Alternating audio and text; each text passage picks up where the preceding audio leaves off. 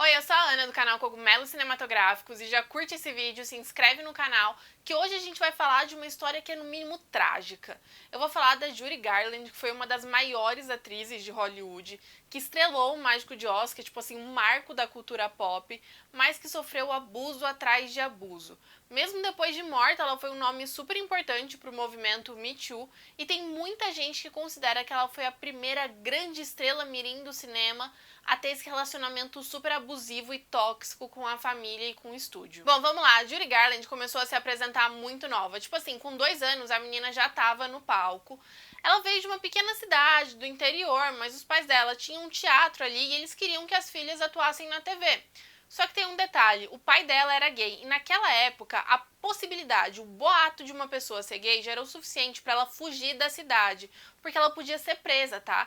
Iam mandar a polícia na casa do cara. E foi justamente isso que aconteceu com o pai da Judy. Então a família dela se mudou às pressas, quase que fugindo, e nesse processo a mãe dela, a Ethel Gunn, ficou ainda mais determinada em fazer com que as filhas fossem grandes estrelas do cinema. Com 13 anos, a Judy morava na Califórnia com a família dela, e ela fazia algumas apresentações musicais com as irmãs. E ela tinha uma voz muito bonita, tipo, muito bonita mesmo. Diziam que ela tinha uma voz de adulta no corpo de uma criança.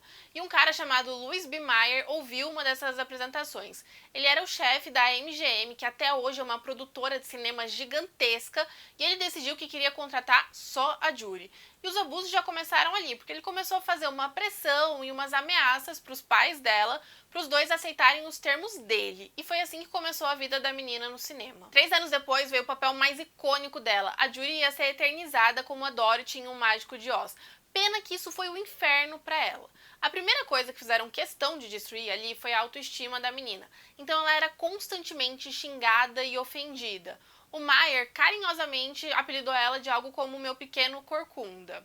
E daí veio um outro rolê, que é, ela já era uma menina magra, mas queriam que ela fosse mais magra. Então ela foi forçada a entrar em uma dieta de sopa de frango, café e cigarro. Sim, cigarro para uma menina de 16 anos. E eu digo forçada porque, assim, qualquer deslize que ela cometesse, ia vir alguém pra falar que ela ia ser demitida e que a vida dela e a carreira dela iam acabar ali. Obviamente, ela ficava com fome, então começaram a dar alguns remédios pra ela não sentir mais fome. E essas pílulas não eram só pra comida, tá? Davam remédio pra ela ficar bem acordada e bem enérgica durante as gravações e remédios pra ela dormir na hora que eles queriam. Tudo isso porque o dia a dia ali dela era muito pesado, muito puxado. Ela acordava, tinha 3 horas de aula, depois ela ia pra aula de canto e depois ela ia gravar. E as gravações, tinha dia que ela ficava 18 horas gravando. Depois do Mágico de Oz, era comum que ela fizesse 2 ou 3 filmes ao mesmo tempo. E essa quantidade absurda de remédios levou a um vício que ia causar a morte dela, mas isso é mais pra frente. E o peso dela não era a única coisa que era criticada. Durante a gravação do Mágico de Oz, decidiram que o nariz dela não era bonito. Então começaram a colocar um ferrinho dentro para mudar o formato do nariz dela de dentro para fora, o que era no mínimo desconfortável. Eu também acho legal comentar que ela era vigiada 24 horas por dia. Teve um dia que o Mayer decidiu que ele não queria que ela tivesse nenhum contato com más influências.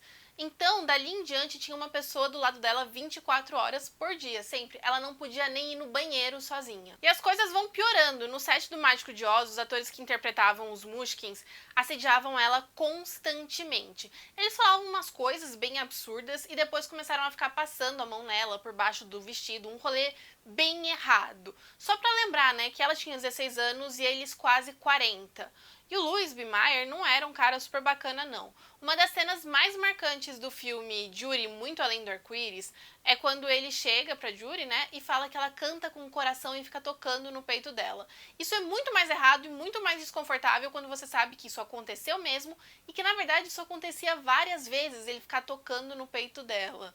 Um pouco mais pra frente, né, já mais velha, a Garland comentou que ela se sentia muito grata por não cantar com outra parte do corpo. Pra deixar esse ambiente de trabalho bem mais tóxico, o diretor do filme, o Victor Fleming, foi bem babaca. Ele protagonizou uma cena de assédio moral level hard.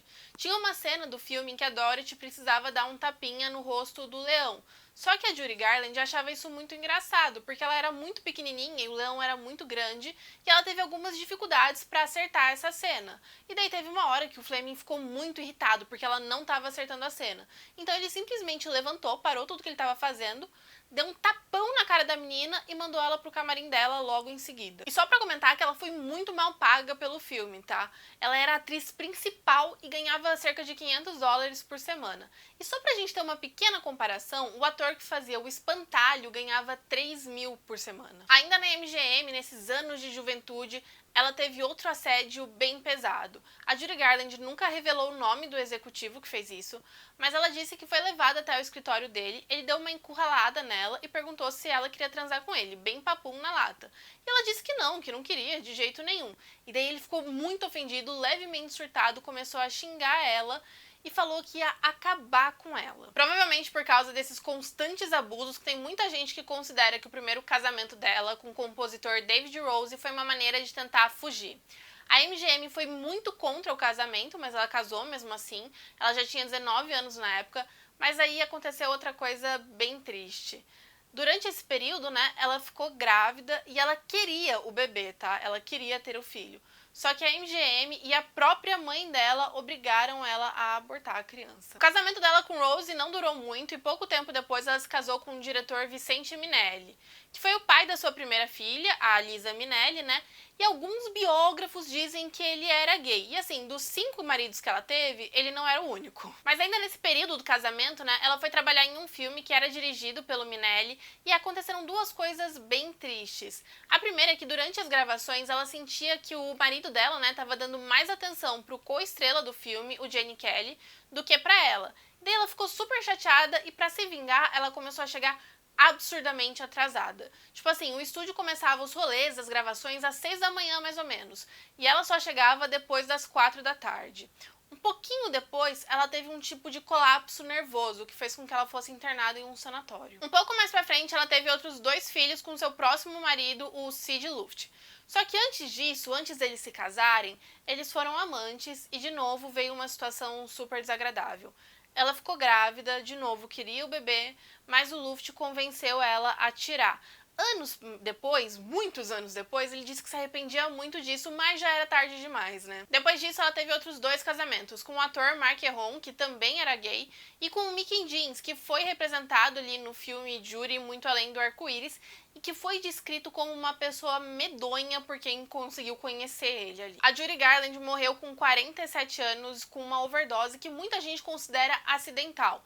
Porque assim, ela tomava remédio para acordar, para dormir diariamente. Então, o mais provável é que ela tenha confundido a dose ou tomado em uma ordem errada os remédios, sabe? Um rolê bem Heath. Um pouco dos últimos anos da vida da Judy Garland foram representados de uma maneira ficcional no filme Judy Muito Além do Arco-Íris. E assim, eu acho legal lembrar que apesar de todos os problemas, ela foi uma atriz fantástica e ela cantava excepcionalmente bem. O John Kennedy, presidente dos Estados Unidos, pedia para ela cantar para ele. Tem umas histórias que diziam que às vezes ele ligava para ela só para ouvir alguns trechos de Somewhere Over the Rainbow. Mas é isso, esse foi o vídeo de hoje, espero que você tenha gostado. Não se esquece de curtir, se inscrever no canal e até a próxima.